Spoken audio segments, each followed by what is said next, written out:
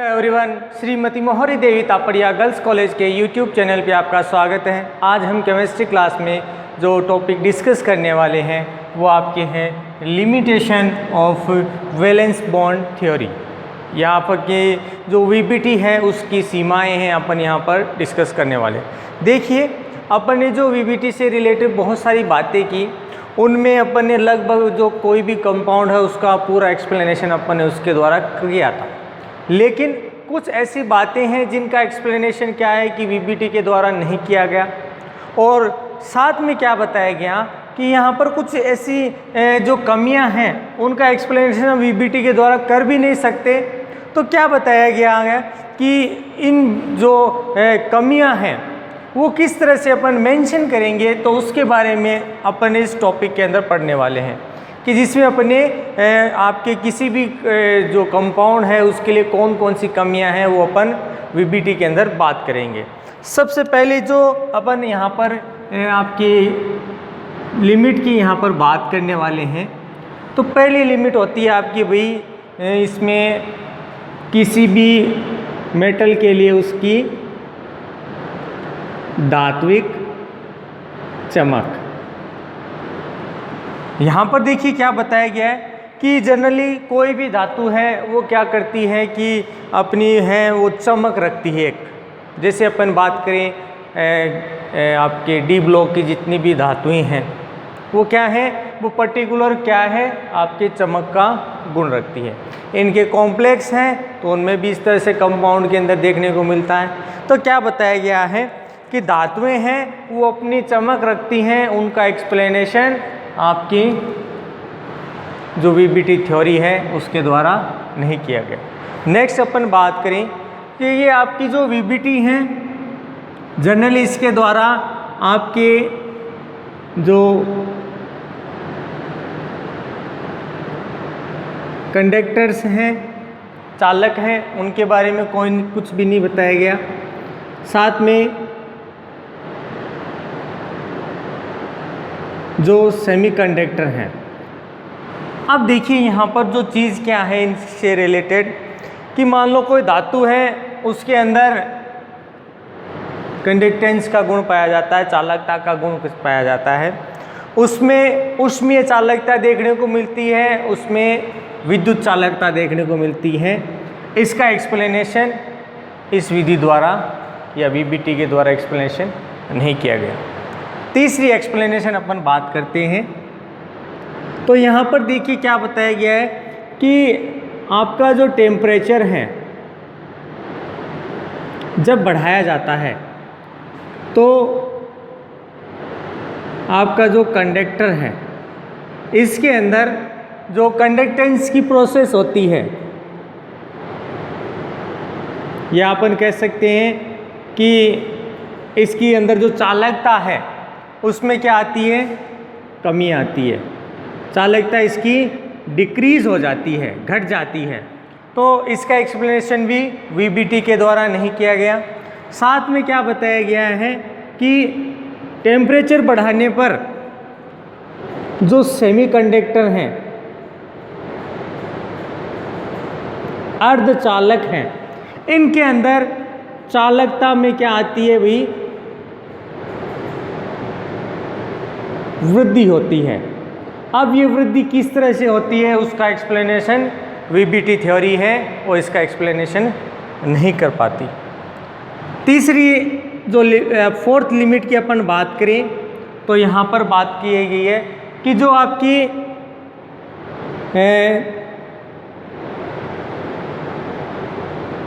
जो transition metal हैं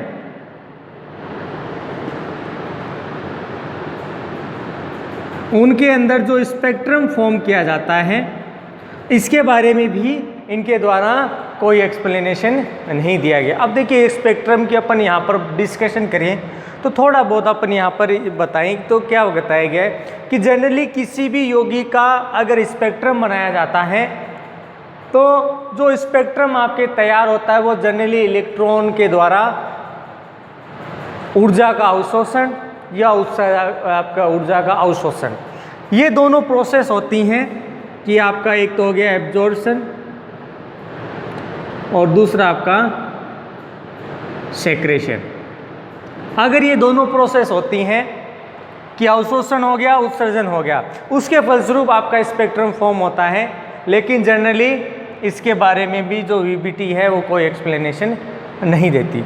अब देखिए यहाँ पर अपन बात करें इलेक्ट्रॉन के लिए कि भी यहाँ पर अवशोषण किस तरह से होता है, तो अपन बात करें किसके लिए बताया, ट्रांजिशन मेटल के लिए। अपन ने यहाँ पर देखा था कि जनरली ये डी ऑर्बिटल्स के जो मेटल उनमें देखने को मिलता है, और डी ऑर्बिटल्स की जो मेटल्स होती हैं उनके अंदर अपन ने देखा कि जो स्प्लिटिंग होती है उनमें डी ऑर्बिटल विपार्टित हो जाता है, विभाजित हो जाता है, जिसमें एक निम्न ऊर्जा का लेवल होता है, एक उच्च ऊर्जा का लेवल होता है।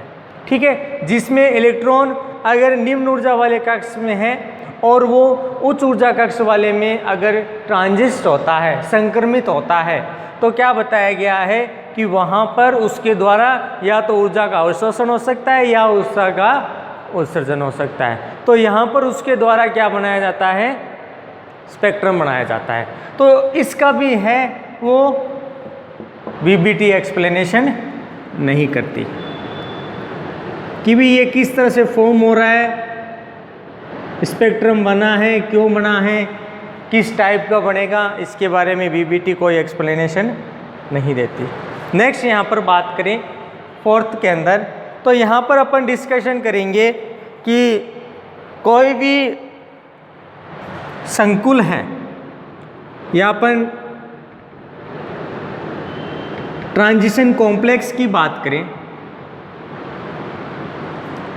ट्रांजिशन कॉम्प्लेक्स के अंदर इसकी एक मेन प्रॉपर्टी होती है कि इनके द्वारा जो कंपाउंड फॉर्मेशन किए जाते हैं उनके द्वारा जो कलर नेचर है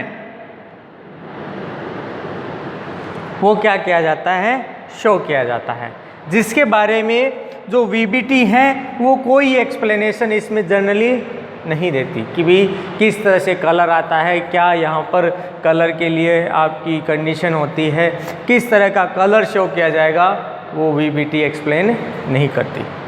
नेक्स्ट यहाँ पर अपन इसकी प्रॉपर्टी की बात करें तो आपका इसमें है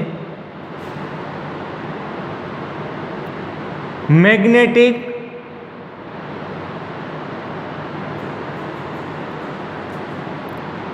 मोमेंटम, चुंबकीय आघूर्ण। देखिए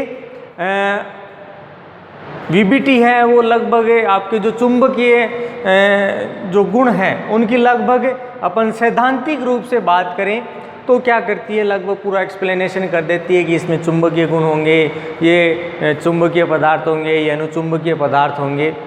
लेकिन जब प्रायोगिक मान देखा गया तो प्रायोगिक तौर पर वीबीटी है इसका कोई एक्सप्लेनेशन नहीं देती कि भी कोई कंपाउंड है उसमें चुंबकीय आघूर्ण कितना होगा, कितनी ज़्यादा होगा, कितनी मात्रा में होगा।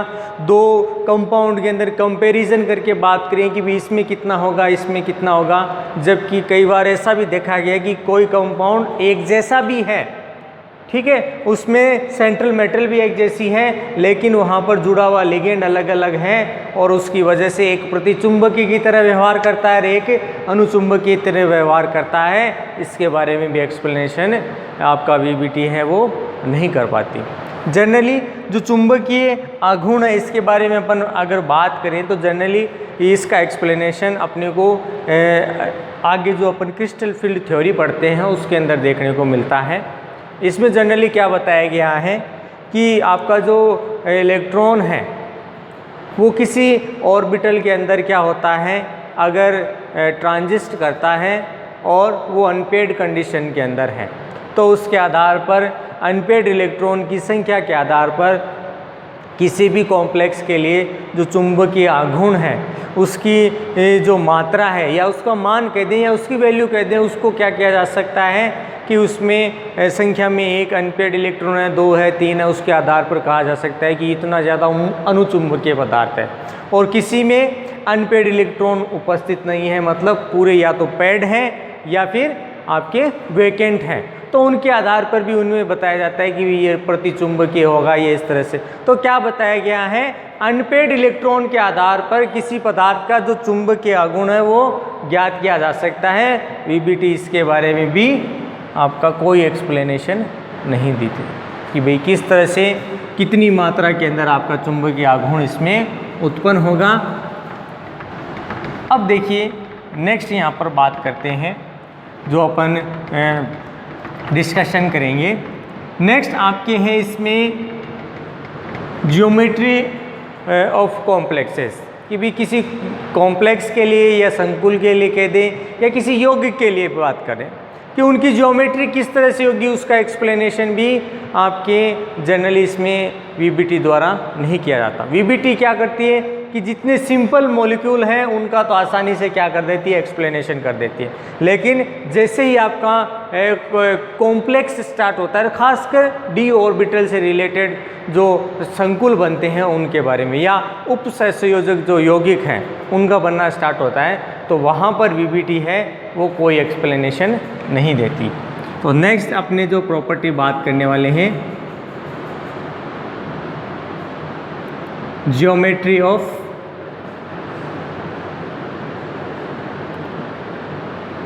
कॉम्प्लेक्स कंपाउंड, संकुल यौगिक या कोऑर्डिनेशन कंपाउंड भी बोल सकते हैं।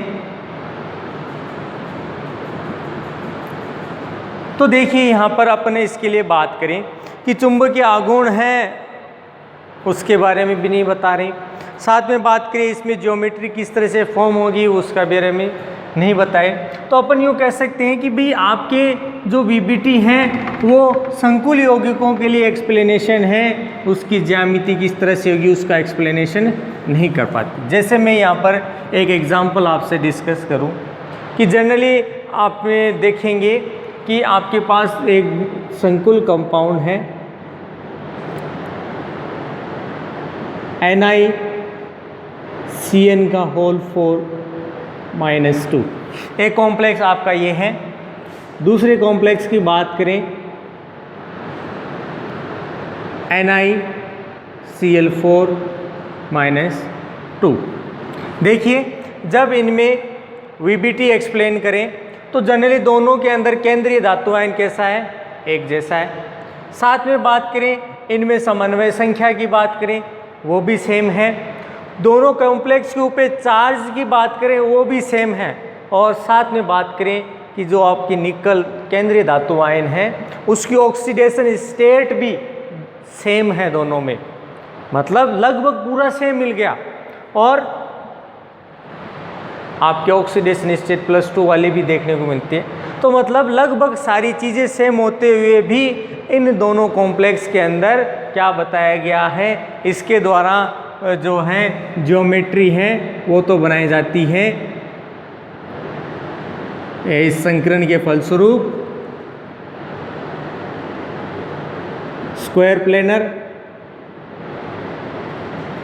ठीक है। और यहाँ पर बात करें sp3 हाइब्रिडाइजेशन और आपका टेट्राहेड्रल ज्योमेट्री। अब देखिए दोनों ज्योमेट्री की बात करें तो बहुत ज़्यादा अंतर देखने को मिलता है। एक स्क्वायर प्लेनर है और एक आपका टेट्राहेड्रल ज्योमेट्री बनाई जा रही है, जबकि लगभग सेम है। तो यहाँ पर ऐसा क्या डिस्टॉर्शन हुआ, यहाँ पर किस तरह से ज्योमेट्री है वो यहाँ पर चेंज हो गई, जबकि लगभग पूरा है कॉम्प्लेक्स के अंदर एक जैसा ही मटेरियल है यूज किया गया है। और सिर्फ चेंज क्या हुआ है यहाँ पर लिगेंड, और लिगेंड की संख्या ही एक जैसी है, फिर भी क्या देखने को मिल रहा है, ज्योमेट्री अलग अलग बन रही है।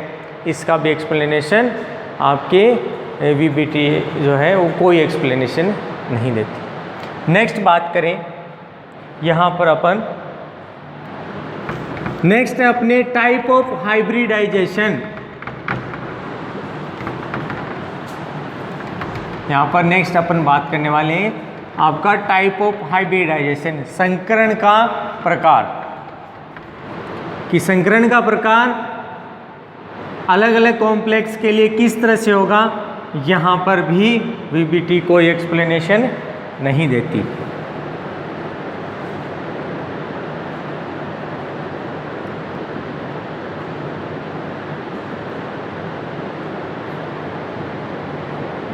अब देखिए यहाँ पर अपन बात करें, अपने को पता है कि किसी भी धातु आयन के लिए अपन बात करें, आपका जो संकरण के गुण हैं उसकी व्याख्या VBT है, वो जनरली आसानी से कर देती है कि भी ये संकरण इसमें आपका उपस्थित हो सकता है। लेकिन कई बार ऐसे संकरण का टाइप देखा गया है जिनका एक्सप्लेनेशन आपके VBT है वो नहीं कर पाते। जैसे क्या बताया गया है कि आपका एक संकरण का टाइप है DsP2, DsP3, sp3d, sp3d2। ये क्या है आपके संकरण के अलग अलग टाइप हैं। अब देखिए ये जो आपका VBT है वो ये यहाँ नहीं बता पाती कि भाई यहाँ पर D पहले क्यों लिया गया है, यहाँ पर D बाद में क्यों आया है। संकरण का टाइप तो है ये, तो क्या बताया गया है कि यहाँ पर VBT है, इसका कोई ख़ास एक्सप्लेनेशन नहीं दे पाती। जैसे अपन ने प्रीवियस एग्जाम्पल से मैं इसको समझाऊं कि आपका एक कॉम्प्लेक्स है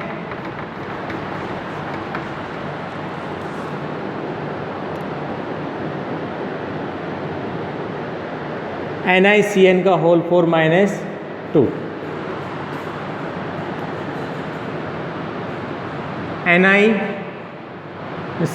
का होल 4 - 2 कि यहाँ पर वही बात कि लगभग सब कुछ सेम है, लेकिन यहाँ पर जो संकरण का टाइप है वो DsP2 है, यहाँ पर संकरण का टाइप sp3 है। अब इसका एक्सप्लेनेशन VBT नहीं कर पाती।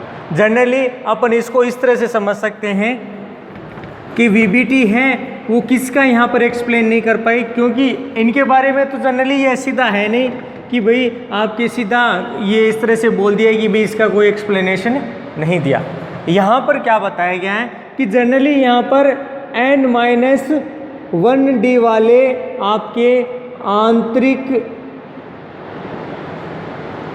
जो ऑर्बिटल हैं,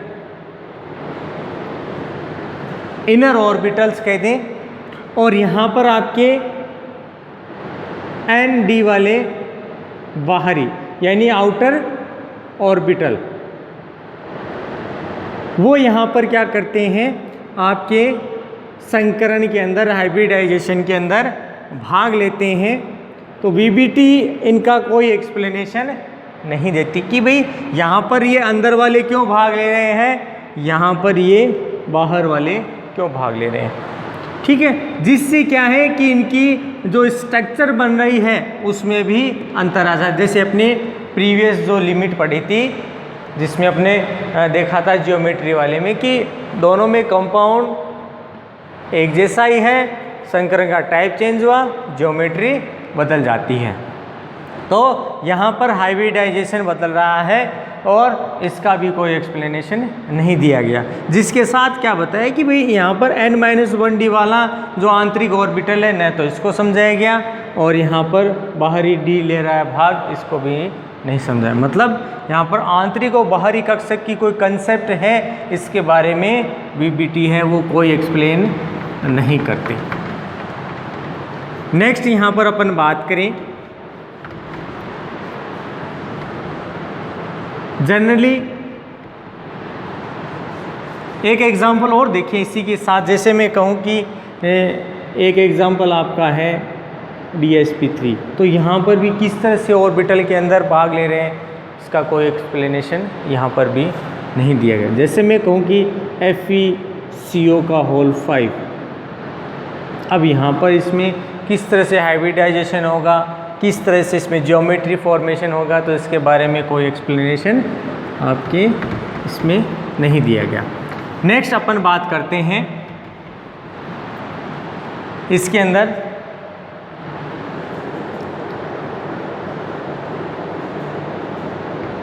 strong field ligand and weak field ligand. अब देखिए अपन यहाँ पर बात करें तो एक चीज़ दी गई है स्ट्रॉन्ग फील्ड और वीक फील्ड के बारे में। कि जनरली किसी भी कॉम्प्लेक्स फॉर्मेशन में, साथ में अपन यहाँ पर मेंशन करें कि खासकर संकुल यौगिकों के लिए बात करें तो क्या बताया गया है कि स्ट्रॉन्ग फील्ड और वीक फील्ड किस तरह से प्रोड्यूस होते हैं, किन के द्वारा बनाए जाते हैं और किस तरह से उपस्थित होते हैं, उनके बारे में कोई एक्सप्लेनेशन वीबीटी द्वारा नहीं किया गया। जनरली क्या बताया गया है कि अभी अपन ने जो कॉम्प्लेक्स डिस्कशन किया था आपके NiCN का होल 4-2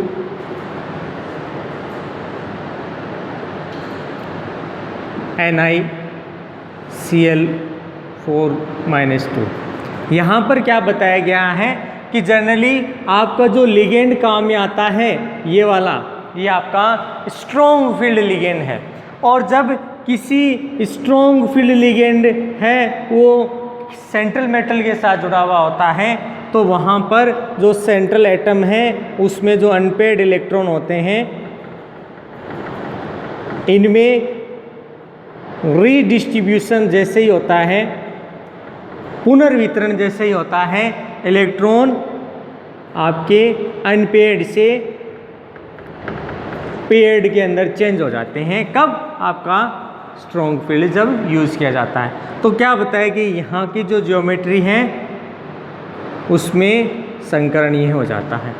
और ज्योमेट्री के अंदर अपन ने बात की थी स्क्वायर प्लेनर फॉर्म होती है। यहाँ पर आपका जो लिगेंड है वो कैसा है? वीक फील्ड लिगेंड है। तो वीक फील्ड लिगेंड के अंदर इसमें जो अनपेयर्ड इलेक्ट्रॉन थे, इलेक्ट्रॉन का रीडिस्ट्रीब्यूशन हुआ और यही वापस कैसे रह जाते हैं? अनपेयर्ड कंडीशन के अंदर।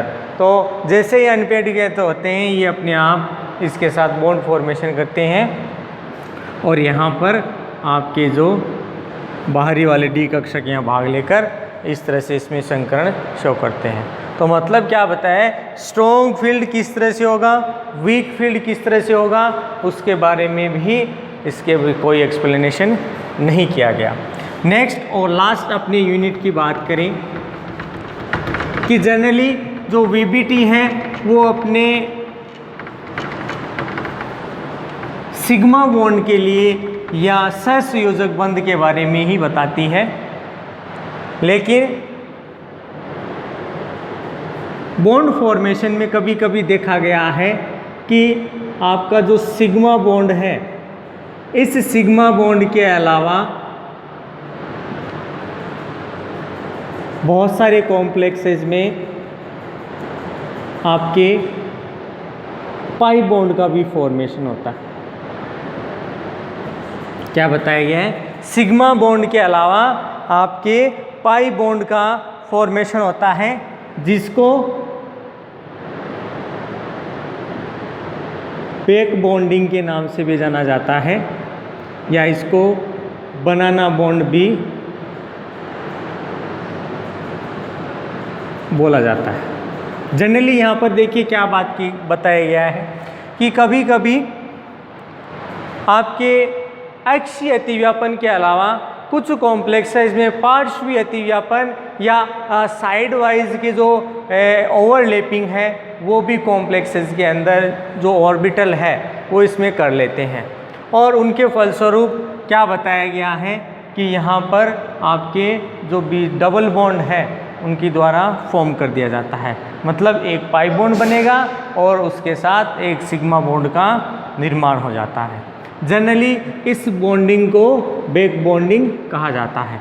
और साथ में अपन यहाँ पर एक चीज़ और एक्सप्लेन करें कि जनरली जो बॉन्ड फॉर्मेशन होता है उसमें जो मेटल है वो क्या करती है, अपना जो इलेक्ट्रॉन है, क्योंकि इसके पास तो सारे ही पेड के अंदर इलेक्ट्रॉन है, तो यहाँ पर जो मेटल वाले इलेक्ट्रॉन हैं वो धातु की ओर स्थानांतरित हो जाते हैं, ट्रांसफ़र हो जाते हैं। तो यहाँ पर metal to ligand electron transfer जब फॉर्मेशन होता है तो इसे बैक बॉन्डिंग के नाम से जाना जाता है।